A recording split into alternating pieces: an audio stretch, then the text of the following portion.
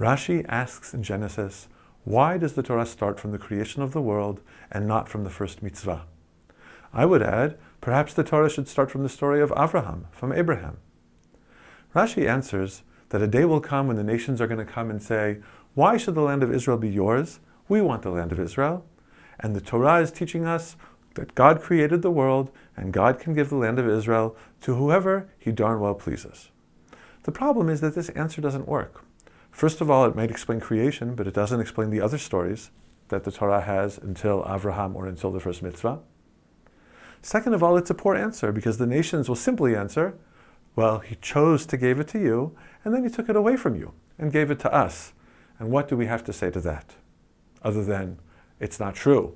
Yes, it is. No, it's not. Yes, it is. No, it's not. Not serious. But I think Rashi is actually being very serious and offering us a different perspective.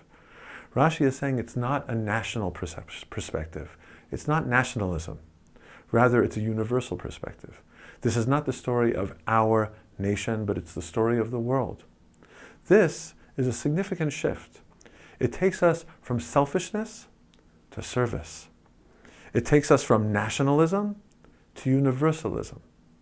It moves us from a place of privilege to a place of stewardship. We explain to the nations that this is not the story of our self-realization. This is the story of the realization of the world. And we also explain it to ourselves so that we no longer look at this endeavor as being about us, but we understand that it brings with it great responsibility towards the nations and towards the world. This profound shift, I believe, could bring deep and profound reparation to a lot of the corrupt understandings that we have that have caused some of the trouble that we're facing, both in our region and with the world.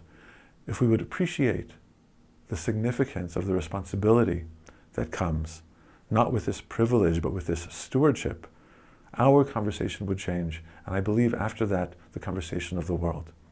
I want to bless us to understand that teaching that Rashi is bringing us at the beginning of the Torah. I want to bless us with a broader vision, one which isn't selfish, but one which is about service. Service of God, service of his world and his creation, service of a final vision when all will be one.